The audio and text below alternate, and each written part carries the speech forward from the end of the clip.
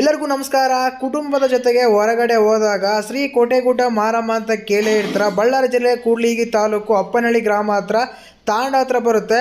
ರಾಮಪುರಕ್ಕೆ ಅಂದರೆ ತುಂಬ ಹತ್ರನಾಗುತ್ತೆ. ಈ ಸ್ಥಳಕ್ಕೆ ತುಂಬ ಜನ ತುಂಬ ಕಡೆಯಿಂದ ಬರ್ತಾನೆ ಇರ್ತಾರೆ. ನಾವು ಕುಟುಂಬದ ಜೊತೆಗೆ ಹೋಗಿದ್ವಿ. ಮಗ ಅಂತೂ ಮೆಟ್ಟಲು ಏರೋಕ್ಕಾಗಲ್ಲ ಅಂದ್ರೆ ನಾನು ನಾನೇ ಏರ್ತೀನಿ ಎತ್ಕೋಬೇಡ ಅಂತ ಅಳ್ತಾ ಇದ್ದ. ಪರವಾಗಿಲ್ಲ ಏರಪ್ಪ ಅಂತ ಏರಿಸ್ತಾ ಇದ್ವಿ. ಜೊತೆಗೆ ಕೋಟೆಗುಡ್ಡ ಮಾರಮ್ಮನ ದರ್ಶನ ಮಾಡಿಕೊಂಡು ನಾಟಿ ಕೋಳಿ ತಗೊಂಡು ಹೋಗಿದ್ವಿ.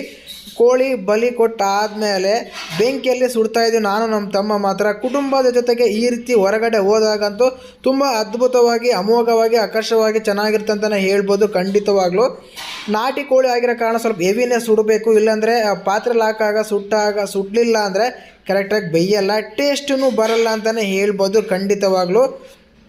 ಇನ್ನು 4 ಜನ ನಮ್ಮ ತಮ್ಮರು ನಮ್ಮ ಫ್ಯಾಮಿಲಿ ಜೊತೆಗೆ ಹೋಗಿದ್ದಾಗ ರೈಸ್ ರೆಡಿಯಾಗಿತ್ತು. ಇನ್ನು ಕೇವಲ ನಾಟಿ ಕೋಳಿ ಮಾಡಿ ಊಟ ಮಾಡೋದು ಮಾತ್ರ ಬಾಕಿ ಇತ್ತು. ಖಂಡಿತವಾಗ್ಲೂ ಸೂಪರ್ ಬನಿಸ್ತಾ ಇತ್ತು. ಕಟ್ ಮಾಡ್ತಾ ಇದ್ದು, ಒಂದು ಕಡೆ ರೈಸ್ ಆಗಿತ್ತು. ಇನ್ನೂ ವಿಶೇಷ ಏನಂದರೆ ಈ ಸ್ಥಳದಲ್ಲಿ ಶೂನ್ಯ ಮಾಸ ಅಂತ ಬಂದಾಗ ಜನವರಿ ತಿಂಗಳಲ್ಲಿ ಹೆವಿ ಜನ ಬರ್ತಾ ಇರ್ತಾರೆ. ನೋಡ್ತಿರ್ಬೋದು ತಿಂದಿರೋ ಪ್ಲೇಟ್ಗಳೆಲ್ಲ ಯಾವ ರೀತಿ ಎಲ್ಲ ಹಾಕಿದ್ದಾರೆ ಅಂತ. ಆ ರೇಂಜಿಗೆ ಜನ ಬರ್ತಾರೆ ಅಂತಲೇ ಹೇಳ್ಬೋದು ಖಂಡಿತವಾಗ್ಲೂ. ಆ ರೀತಿ ಎಲ್ಲ ವಿಸಿಟ್ ಕೊಡ್ತಾ ಇರ್ತಾರೆ. ಒಂದು ತಿಂಗಳು ಫುಲ್ಲು ಬ್ಯುಸಿ ಇರುತ್ತೆ ಅಂತಲೇ ಹೇಳ್ಬೋದು. ಇನ್ನು ಚಿಕನ್ ರೆಡಿ ಆಗ್ತಾ ಇದೆ.